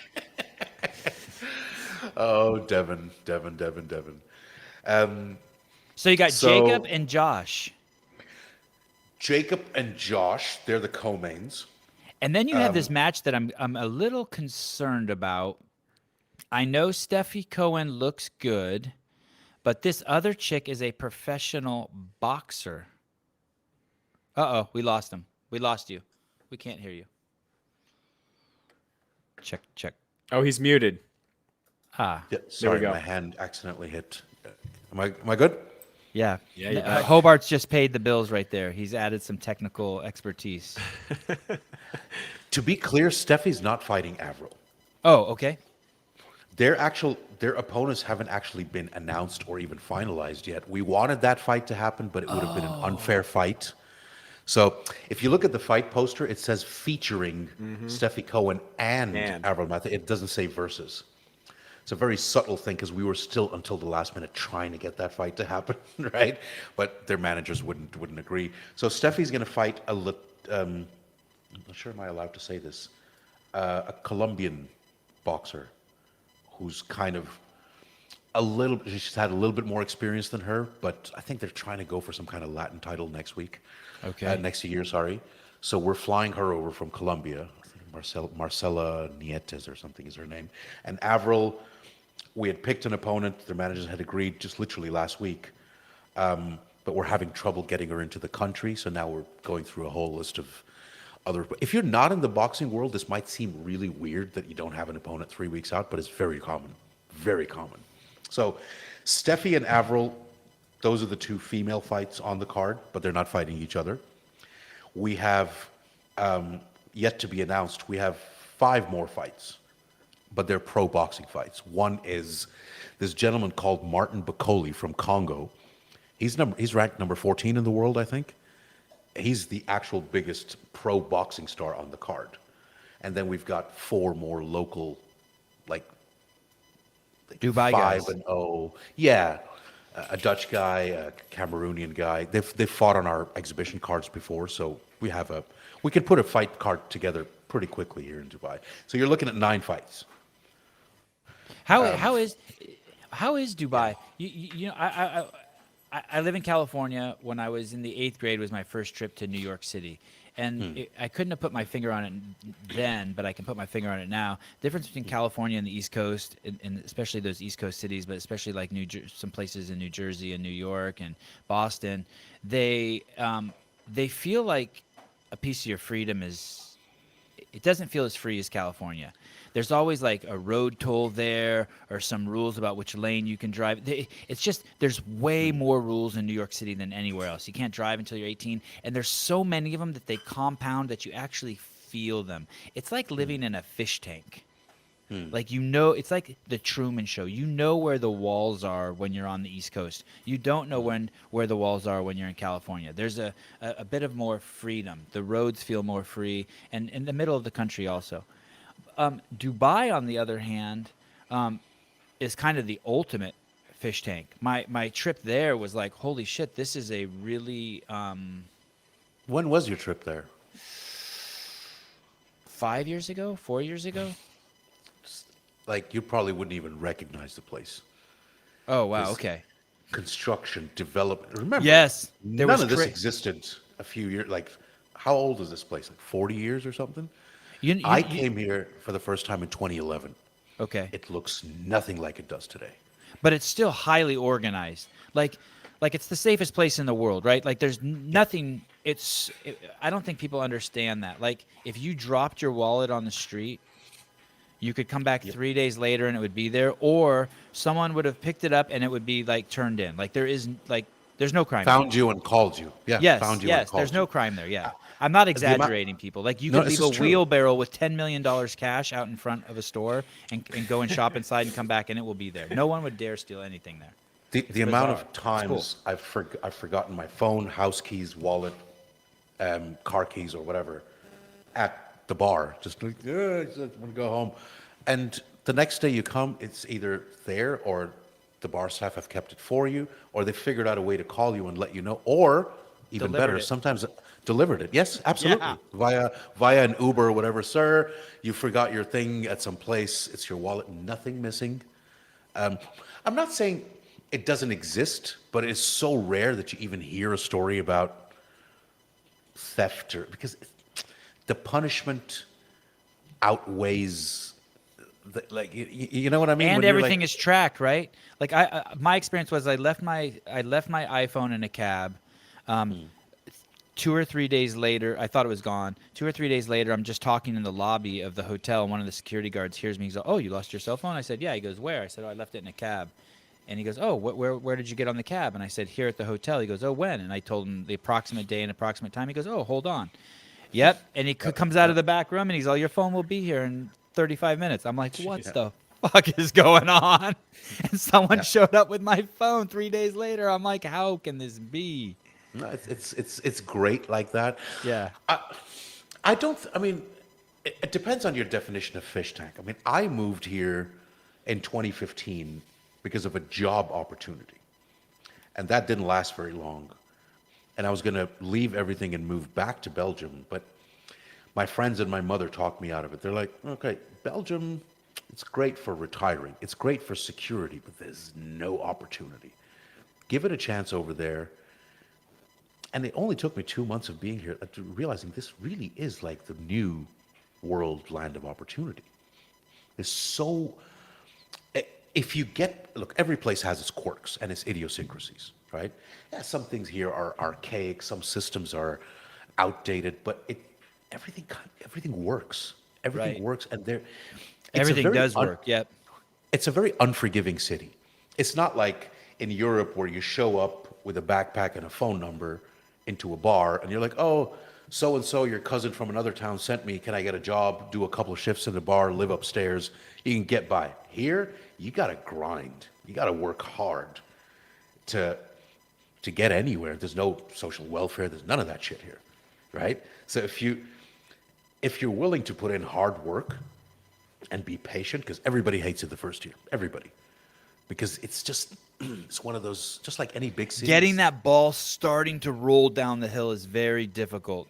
But Yeah. once you do in Dubai, there's shit tons of opportunity. So much opportunity. But you so have, much opportunity. but you have to, yeah. You don't have kids, do you? I get it. I No. get the scene you're talking about. No, interesting. Do you think you're gonna have kids? Do you have a wife? No, Do you have a husband?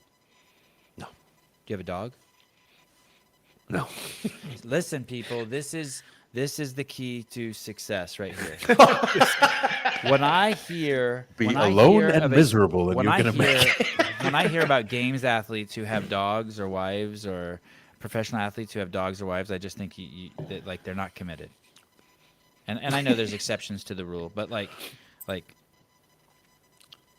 man, like this is you're either, if you're going to be successful, you better grind. And occasionally you'll find a husband or a wife who fits in that area, but man, people who are grinding, they don't fuck around with dogs and wives and husbands and I'd love a dog, but the only reason is it would be animal cruelty. I do not have time. right. Yeah, I can't just get a dog just so you can listen to me bitch or punch the walls or whatever. You got to take a dog for a walk, and I mean, I'm crazy about animals, and that's why I don't have any, because I just don't think it would be right.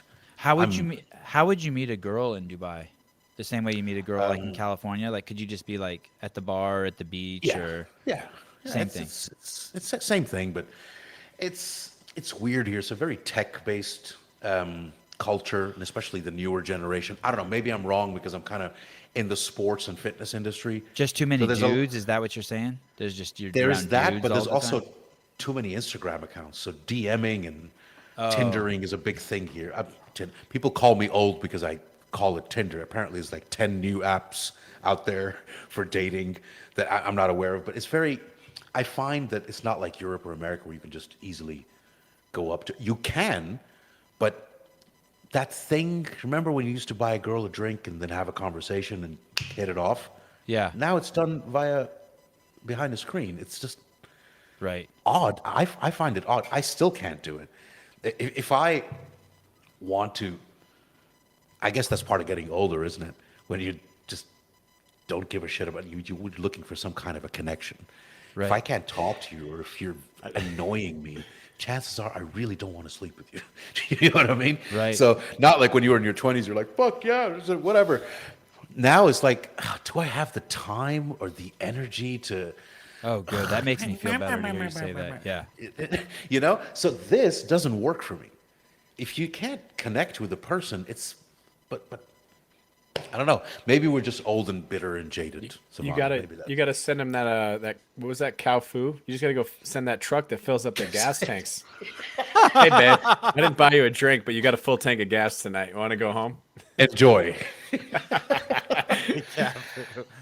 Put in the premium. I think, anytime I think of something happening to my wife, I just think of myself. I think I would just become a monk. I have no interest in. The thought of starting a relationship with anyone besides the one I've cultivated with my wife makes me ill. So I just would never want to do But it's interesting. You're right. It's different when you're 20. You have enough passion and energy for 10 girlfriends, and you want to keep them all. But The funny something thing is, changes as you get older, for sure. I do have a girlfriend, but it's like someone I've known for 18 years who I didn't even meet in Dubai. It's like Awesome. We've knew each other when we were in our 20s. You know what I mean? And then she just happened to move to Dubai, and now we're together. But it's not. I didn't go around cruising for it here and oh, this is great. This is just. I've been here. I've been working nonstop, and there's a lot of plastic here. You know what I mean? There's a lot of, the fake boobs and the veneer of people. Yep, all the personalities to the don't get me boobs. started. They look to the point where how anybody who's gotten plastic surgery, they kind of lose perspective. Yeah, and it becomes. I don't know that, but it makes sense. You surely you see it in California. Yes, Some I just people don't are know so any of those overly, people, but yes. Yeah, but you see them. Yes. And I have trouble looking at them too because my brain doesn't want to even register them as human beings. It kind of sucks. I feel bad. It just gets so because I just bad. want to look away. Yeah. It just gets to a point where you're like, there's no way they can see what we're seeing. Right. They probably started off with a bit of a this, and then a bit of a this, and a bit of a this. Yep. And now they have no actual idea of how, like that Jigsaw character from that movie, Saw. You know what I'm talking about? Yeah. What a brutal analogy. That's good. The cheek fillers and the no expression. That was good. That's good. Oh, that's great. I want to tell you, I have never been comfortable with the fact that we live in a society where women's chests are cut open and then plastic balls are put in to trick us into making our dicks hard. There's a bizarre phenomenon to that. It's they're fake. A man's brain is bizarre. I guarantee you this experiment would work. You could take a woman who's perfectly flat-chested, have her walk into the room. Then you could have her back in 5 minutes later and have put 2 softballs under her shirt, and the men would become aroused. And you could tell the men, those are just softballs under there. But they couldn't. They don't care. They don't care. Their brain would only see what it wanted to see. You could tell them, those are only softballs. Those are, and you could even show them the softballs and then cover them back up. And so there's this. How did we get to a point where it's okay? And I'm not saying it's not okay. It is a very weird phenomenon that we would society, yeah. Yeah, I'm not society trying to blame anyone, but it's tough for me to. If I had a daughter, I wouldn't want anyone doing an operation on her that cuts her open, that changed the size of her boobs so that dudes would want to fuck her more. And I go, it's not for the dudes. Hey, shut the fuck up. First it was magazines, now it's Instagram. Yeah. It's what society tells you is this is attractive. Yeah. But and it by is the way, attractive. It is attractive. I also don't want to deny that. the thing. There's nothing greater than a big old set of titties. So it's this weird I can understand it because you can't grow them out. And they are a major part of, I suppose, a woman's security and how she feels about herself. Also, I think it's a thing that arouses boys more than men. Men like ass. Right. That's just a fact. Right. Right. The older you grow, you're more of an ass guy. Right. But men, you think fake boobs have been accepted since Pam Anderson. But now you've got fake abs, fake butt implants. Like the amount of and sometimes when it goes wrong, oh, you ever seen an ass implant that you can tell doesn't belong? It looks horrendous. So you got these thin legs and this droopy, like you ever seen a sheep's tail that kind of goes like that? It just looks unnatural. People get ab implants. I mean, what the fuck? Like, where does it stop? Like, is it really? And they'll be perfectly. They're not obese or anything. They're normal people, but they'll get a sheet of abs and get the skin done around them. Have you ever seen one of those? Hobart has ab implants. No. Thinking about getting them now. You sold it so well. You just buy it at like a coin op or something. I could just go down to Walmart and just. I can't imagine taking a month of my life to deal with something like that. No matter how bad I wanted it, I can't imagine like being like, okay, I'm gonna go make this appointment with a doctor. I'm gonna go check out the different kinds of butts. Then I'm gonna have the surgery. Then I'm gonna go through recovery. And I just couldn't imagine, like, even if I wanted it, I wouldn't have the dedication to it. Like, but. You know, that's you know, they have a saying. Have you ever heard the saying, if you sit in a barber shop long enough, you're going to get a haircut? oh, But I like that. if you live in Dubai or California long enough, you're going to get some surgery, right? If you're in a male prison for more than 3 weeks, you will. You're gonna yeah, exactly. You're going to dry dock at some point. You're switching teams. You're switching teams, buddy. And will this be just the beginning of your fight promotions? Like, in terms of, like, Yes. This is the biggest fight you've done, right? Well, yes. The original plan would have been the biggest fight. Now that has moved to March because Eddie tore his bicep. Ah. Because that was the original plan, right? What Eddie if and Devin Thor knocks Thor the fuck out? Well, then will Devin fight Eddie? No, I don't know. I don't know. First of all, I don't think that's going to happen. I don't think neither of them. It'll be a good fight. Devin's unpredictability and just that weird killer instinct that he has, and Thor's skills that he's developed. He's a very different fighter now from 3 months ago. I mean, he was not a boxer, but then he's just dedicated so much into it, and he's done ring time. He's done 2 exhibition fights. Then he got a proper pro boxing coach.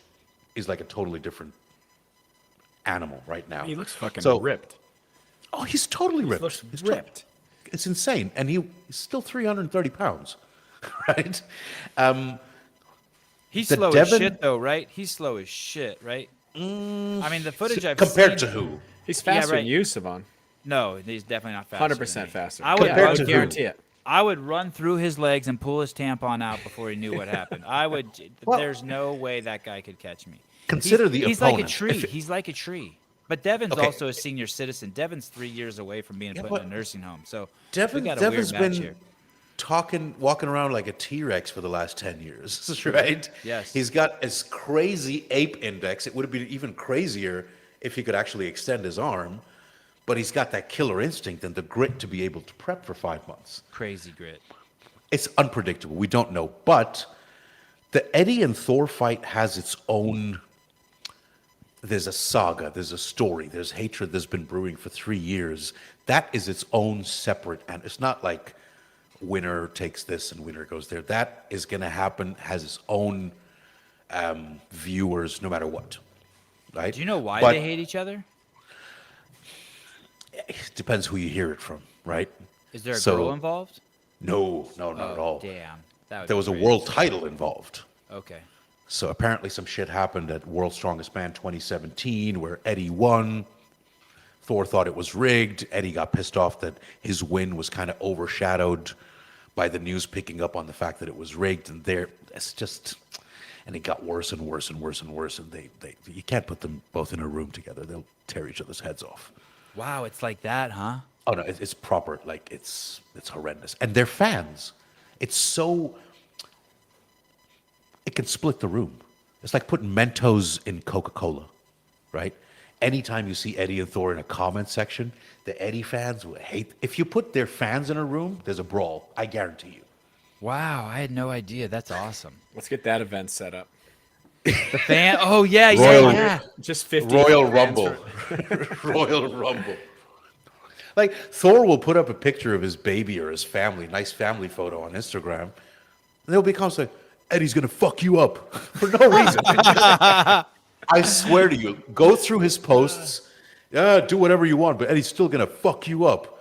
He's putting you to sleep, boy. And then the other way around as well. You go on Eddie's post, yeah, Thor's going to put you to sleep. And you're like, what? For an unrelated post. So that bile needs to happen at some point. So now we're looking at March.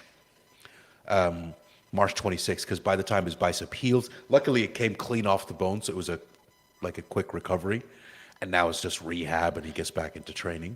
And but Thor wanted to continue fighting, and we didn't want to rob Josh and Jacob and Steffi and everybody else of because it was a good card on its own, with this added sort of magnum of Eddie and Thor. So I'm like, all right, Thor, if you still want to fight, we need to find you a proper opponent, somebody who's not a boxer.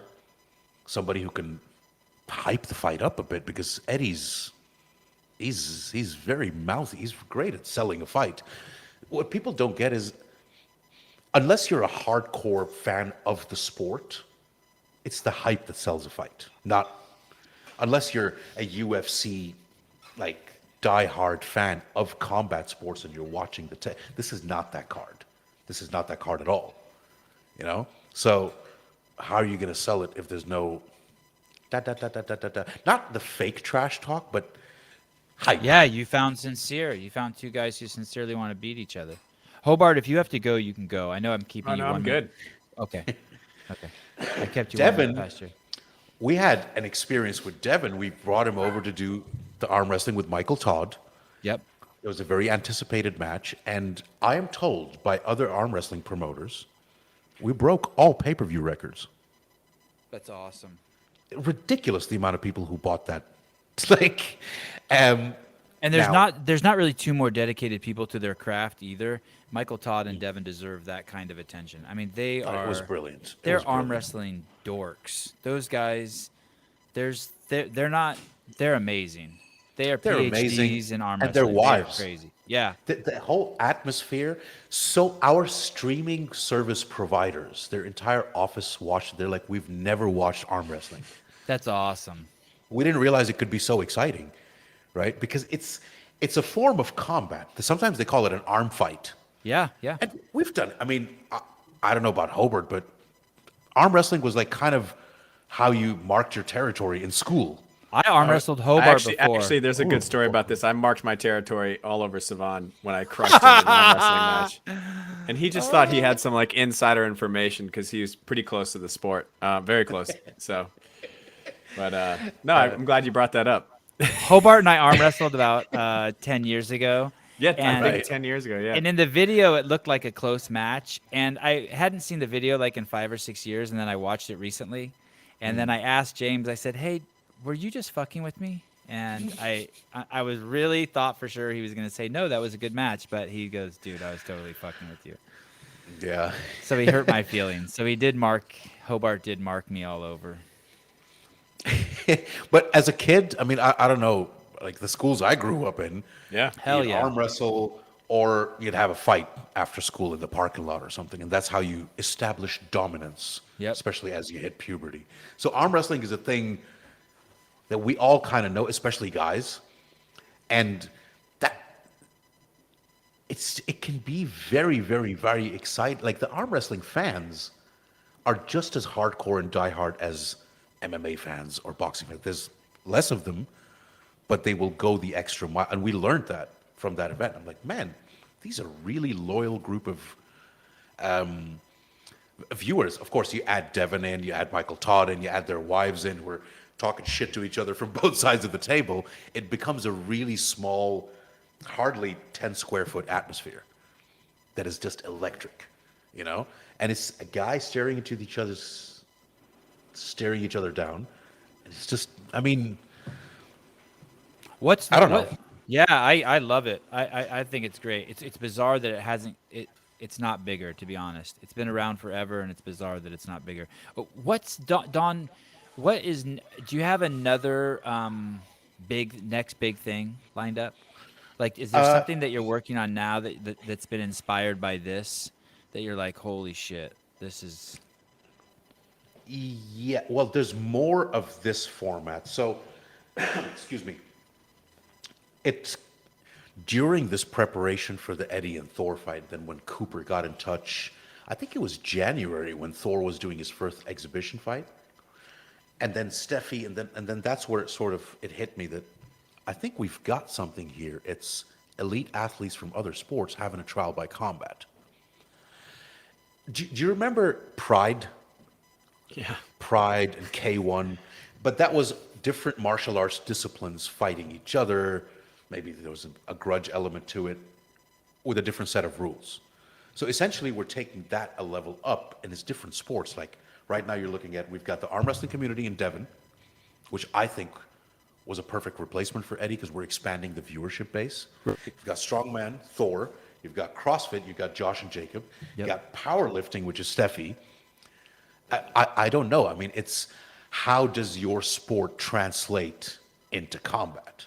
It's not a bad, I think, maybe it's not as hyped up and crazy as these YouTube fights with the Paul brothers or whatever, and it might not have as big an audience, but it's still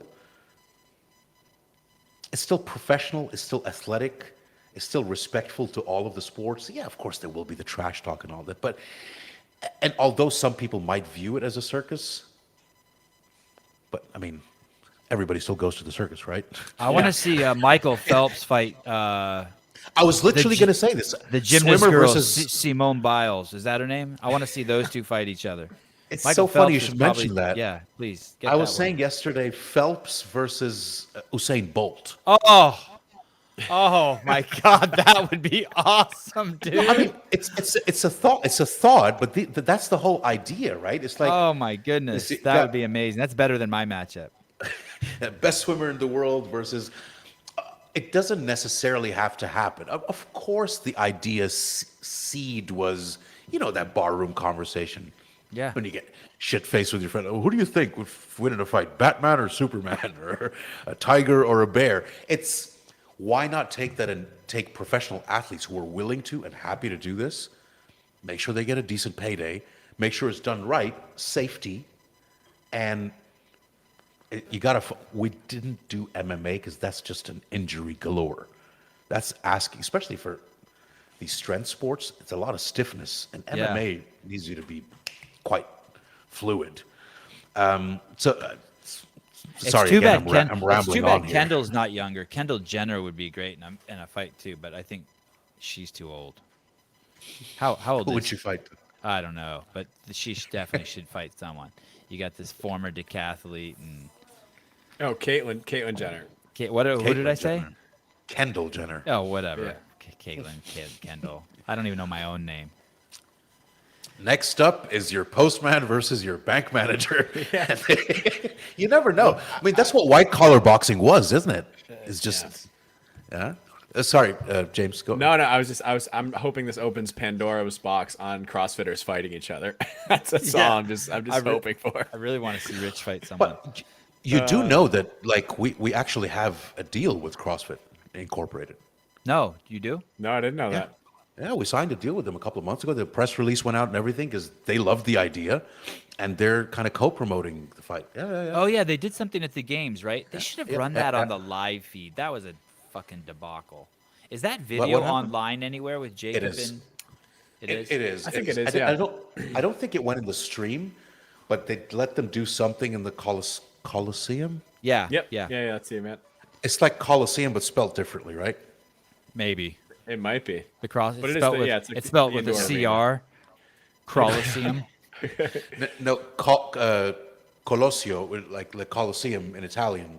Okay. Is COLO, I believe. I think here they spell it COLE or Don LI. he went way above our head. Yeah, Talking yeah. about spelling This in is- Italian. this So just I can shows- barely. I can You're barely put a worldly. sentence You're together in worldly. English, man. Yeah. Sorry. I grew up in a town of 1,100 people, but I do think that video's on the internet somewhere. Yes, it is on the Buttery Bros did something with it. You know the Buttery Bros, I've heard the of them. content creators. The I think they're called the Buttery Boys. I think you might have their name wrong. Buttery Boys. Butter that's Butter Boys. It's Butter Boys. No, Anyway, it's go the on. Buttery Bros. Butter Boys. I think that sounds like a like a Yes. porn title. Yes. It does, doesn't Yes. it? Yes. Butterboy. Butterboy. The CrossFit put something. I sent out a couple of emails. I did a couple of posts. Like they're really, and we know they have a content plan of some kind, especially during fight week, because the reality is nobody buys pay-per-view until like the last day. Yeah. Our experience, UFC's experience, all we do Why? it. We hate it. Yeah, That must why be would? so But why stressful. would you? I buy it like 30 seconds before because why would you buy it sooner? What if like you end up having explosive diarrhea and you have to be in the bathroom the whole time and you miss the show? You don't I want to know, pay I know, $64.99 I for know. it. Right. But as an organizer and a promoter, and if it's your ass and your money on the line, Yeah, it is yeah. the most stressful thing. Unless you've got everything covered, you don't know if your event is going to do well or not until the last hour. Right. But we can't blame people. I fucking hate that everybody's not buying.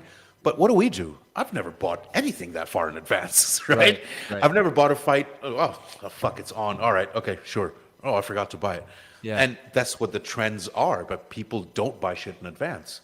The 98% of the sales are done in the last hour for most pay-per-view events. Yeah, I believe it.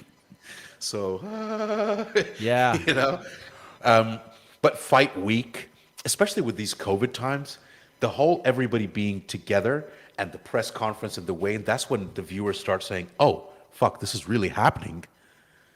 And then there's the face-offs and the shit talks. The last 3 days are the most important. The press conference, the weigh-in, and then the hour before the fight. And Where the will hand your wrapping. pay-per-view be available? What? How? Coresports.world is on our own platform. That's And the do you beauty of it. and do you have an app on iTunes? Yeah. Google Play and iTunes. Yeah. So Core what's- Sports World. Wow. Okay. So not on like these other weird ones like DAZN or Fight or okay. Well, Core? you say weird. You say weird ones. Core. They're- I mean, just they've got a pretty big reach. No, I it's know. our own, so we own it. That's the beauty of it. But it's hard. Like building and marketing a streaming platform in this day and age is hard. So People don't realize how much it takes to market successfully a pay-per-view event, or what the cost of customer acquisition is. Like these things can be, because there's so much out there to choose from. right. You know, and if you're the kind of guy who has to make cutbacks, you lost your job or whatever, you're going to go through your subscriptions. You're like, wait a minute, I'm paying $9 a month Yes. for Netflix, I've done $9 that. a month Yep. for Amazon. I don't need this. I don't need. You're going to get rid of what's not giving you value. Yeah, I you just know? canceled my DAZN.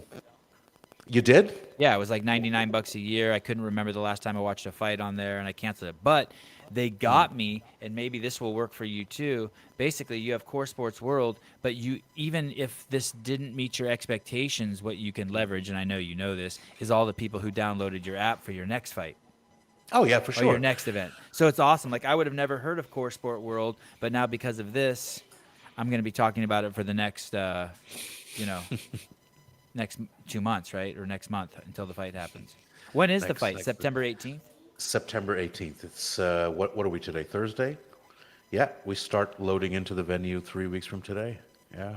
Are you Press watching- conference is 3 weeks from today. Yeah. Are you watching it, Hobart? Yeah, I'm gonna try and watch it. I'm actually working a seminar that weekend, but I really want to watch it. So I talked to Oh, by Josh the a lot. way, I wanna by the see what he way, does. you got a kick out of this because we're obviously trying to make it as user friendly as possible. You know, you've paid for fights before. Yeah. Every weekend, it fights- seems like. Our fight's $9.99 Oh, for the whole wow. card. Wow. It's under $10. I think that was a smart decision. There is people who will probably pay more. I just didn't want to risk it. Let's just get it done. Let's see, because you can always go up in price. But if you start with, we're not ESPN Plus. And we're not Anthony Joshua or Wilder Fury. We're not able to charge ridiculous amounts of money because remember, boxing and fight fans are used to paying for fights. Right. We're now entering a realm of sports that are not used to paying for fights or paying for watch their content. Yeah. So the minimizing the risk, and we'll see what happens. And then after this, December, we've got King of the Table 2. We've got Eddie and Thor in March. So it's, That's basically next 6 months free. are going to be interesting. $9.99 is basically free. It's less than a caramel macchiato at Starbucks. Yeah, yeah, right. Especially in Dubai, It's- and you don't it's- think twice about pushing the buy button on that. It's less or equal to what people usually pay for a super chat to get somebody's attention on a live Q&A on YouTube. Oh, yeah. Like they pay Well $5 said. or $20 or whatever. Yeah. Yeah. Yeah. Well Pay said. attention to me and my question. Here's $10. So Don, I know you thought that this was you coming onto my podcast and me interviewing you, but I have to be completely honest with you as we wrap this up. This was actually you interviewing me because I need you to push your talent my way so that I can grow my podcast numbers and pay for my kids' jiu-jitsu class. So as we wrap this up, I hope you really enjoyed yourself. I would love to have you on more to talk about your eye. And and thank you for coming on. And you don't have to answer now, but I hope that over the next week you'll percolate and you'll think, okay, yeah, maybe I do have some athletes that I'd like to, or some talent I'd like to push his way. Or maybe some people you don't like and you want me to torture them. I'm capable of many, many things. All of the above. Yes. the only thing is, Sevan, you're so, like, I only just looked at I can't believe I'm sorry if I rambled on too much, but it's almost 2 hours we've been on. Because again, it's the Howard Stern thing. Well, thank you. We didn't. And what's crazy? I have 2 pages of notes. We didn't really touch on any of them. My notes are usually my crutch, just like Hobart's my crutch. But we learned a lot about plastic surgery. Yeah. And anal fissures on bicycles, apparently. Yeah. And we really do have to get into who you are. It's fascinating how much you've traveled. A lot of people. I'd be curious to know all of that stuff about your history. Don is the big event that he's working on a lot of big events, but the big event that we're interested in, Hobart, myself, and the listeners, I think, is September 18th. It's Devin Lorette and Thor, Jacob Hepner, and Josh Bridges, Steffi Cohen, and a yet-to-be-announced, and an Avril. By the way, if you haven't seen Avril's Instagram account, I highly recommend it, speaking of boobs. And she's gorgeous, isn't she? She's gorgeous, and she'll kick your ass. Anyone who punches her in the combo. face is going to hell. Gentlemen, thank you so much for having me, Sevan. It was an absolute pleasure. We ended up talking about everything but what we were supposed to talk about. I love it. I love it. And Devin Lorette, thank you for insisting, pushing Don's name my way. What a great opportunity. Hobart, do you want to say anything before I make Don? the Don, awesome to meet you. Yeah. Likewise, man. Thank you so much. Thank you. I hope I was a good guest. You were a great guest. Hobart just doubled his word count for the show just now. Yeah. That's what happens when you listen, Sevan. You know. I have no idea what you're talking about. What? What'd you say? Thank you, guys. Thank you so much, and